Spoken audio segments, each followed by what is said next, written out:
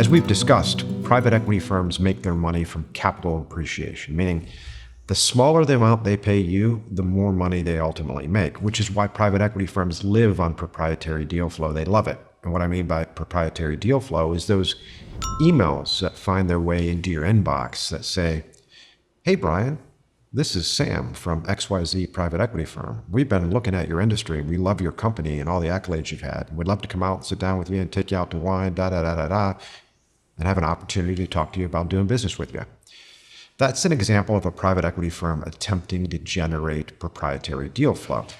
I, being a sell-side banker, bring a ton of private equity firms into processes. Now, they participate in those processes, but at the end of the day, if they had their druthers, they wouldn't. If they didn't need to, they would only go direct to sellers because they find themselves in the absolute best position to pay as little as possible when they deal directly with you. Now, in today's session, I'm not going to talk about a lot of things you shouldn't do. I'm going to focus on the things that you should do. As you start to consider doing a transaction with private equity, I always tell my clients, the first thing that you need to do is ultimately understand what your ideal vision for this is. I'll have a lot of clients that come to me and say, "Paul, I just want the best price for my business. I don't care who buys it. I want the best price and terms. Let's go out to process." Those guys are easy. I'm chasing a number.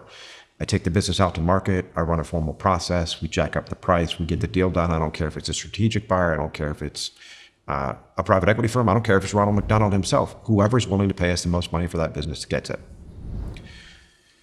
There's a little bit of a nuance, however, when a client comes to me and says, "Hey, I was thinking about holding this business for another 5 years, but there's a lot of private equity activity in the industry. I've been getting inbounds all the time. Maybe I want to explore doing a deal with private equity.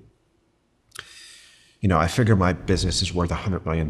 Maybe I want to take 50 or 60 million off the table today, roll some equity, and take another exit at some point down in the future." In situations like that, I basically tell my client, "Listen, let's figure out then what your ideal situation is. Let's craft what it is that we want, and then let's go out into the market, hunt for the right private equity firms," as opposed to just listening to the private equity firms that have sent emails over. I know it's pretty easy when over the last 2 years, you've collected 50 different emails from private equity firms that are interested in your industry.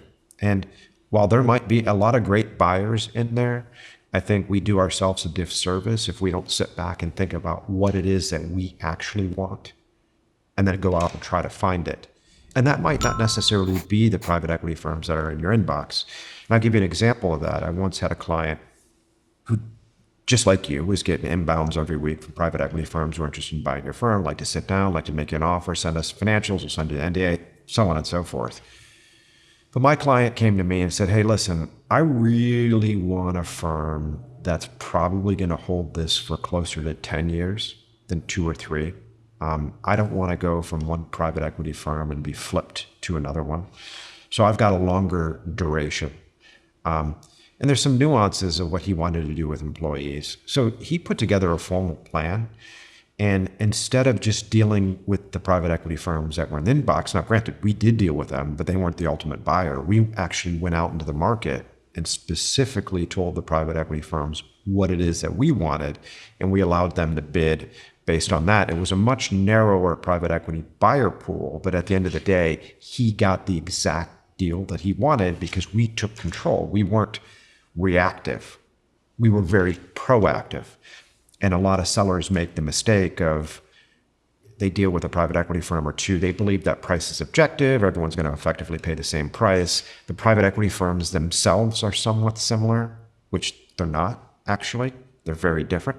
So our client was able to really get a sense of the types of deals that these private equity firms had done before. He talked to a lot of former portfolio companies and individuals that sold to these companies. He really got a good feel for how he would be treated, the assessment process, the governance process, the reviews process, so on and so forth. Got comfortable. We struck a deal that made him very happy. The private equity firm, now this was 3 years ago. I think they've more than doubled the size of that business. As a matter of fact, he wanted to hold this thing for 10 years. They've doubled it now. And most recently, they're going to go for another they're going to try to grow it at another 50%. And he's like, man, if we can hit that number, then I definitely want out. I didn't even think it was possible for us to grow as large as we have. And for my equity stake, my rolled equity stake to be worth what it is, I don't want to hang out for 10 years. I'd rather take that cash, be done, invest in other things, and move on with my life. So that's a very deliberate, thoughtful aspect of trying to deal with private equity, as opposed to just fielding the emails you get in your inbox. But every one of you will get these emails. And so I always tell our clients, hold them, put them in a folder. When it comes time to run a process, we'll pull those out. We'll make sure they're included in a buyer pool when we go out to market. The process that you should deal with a private equity firm is, as I discussed in the Sell-Side Masterclass, is if you're going to mold perceptions from the get-go, it doesn't make a whole lot of sense for you to start sitting down with private equity firms because, quite frankly, any sort of meeting, any sort of overture like that is the beginning of the negotiation. Like, you wouldn't sit down with these guys if you didn't want something from them. You're not sitting down with them because of their good looks, for example. You actually want to learn something. You might have some interest, and you're giving them an opportunity to seduce you. I don't tell clients to never do that. I just say don't waste a lot of time. I feel like you, as the seller, always want to be in control. You want to be in control of setting up the meetings.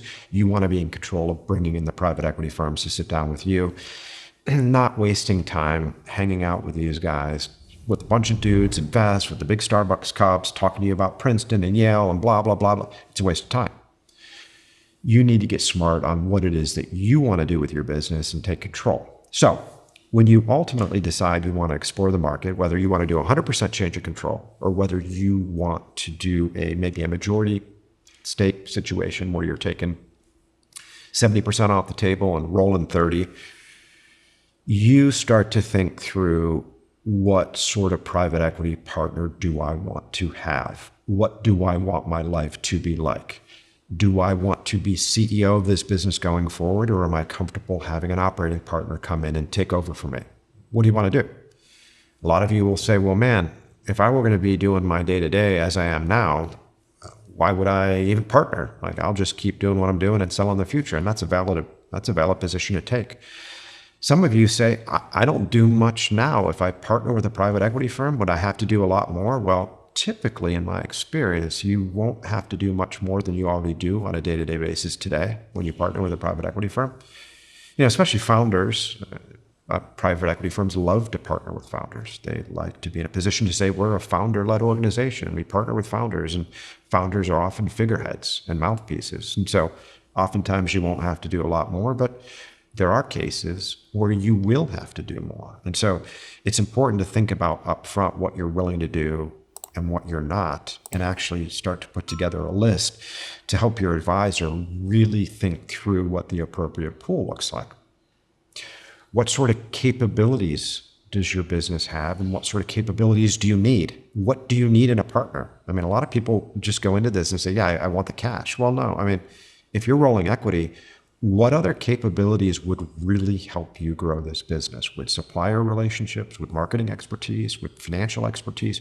What are the various different ingredients that a sophisticated financial sponsor can come in and add to your company and allow it to really blow up? So again, when I sit down with my clients, I say, we're going to model this out.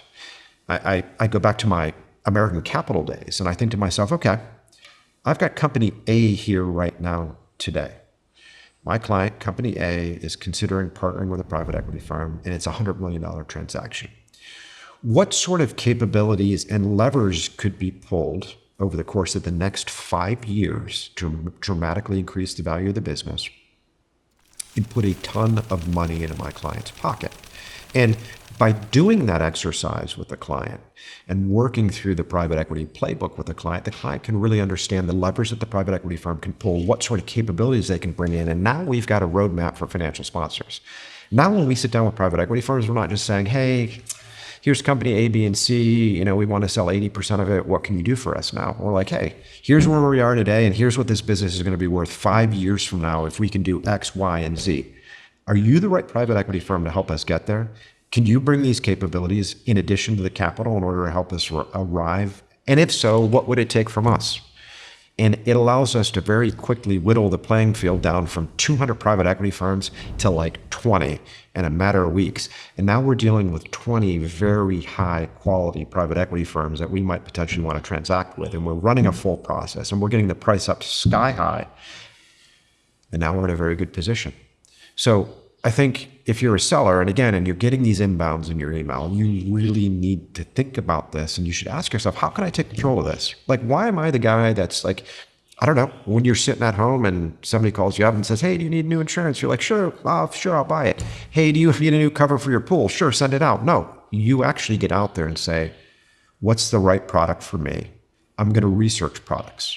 I'm going to review things. I'm going to talk to my neighbors. I'm going to think about what it is that I want, and then I'm going to go out and buy it myself, as opposed to just buying whatever the telemarketer sells you. So I just want you to always be in that mindset when you're thinking about private equity. So if private equity has reached out to you, feel free to reach out to me. You can contact me on the contact form below in the description, as well as you can always reach me on LinkedIn. I'm Paul Giannamore. Thanks for joining me today. I'll see you on the next one.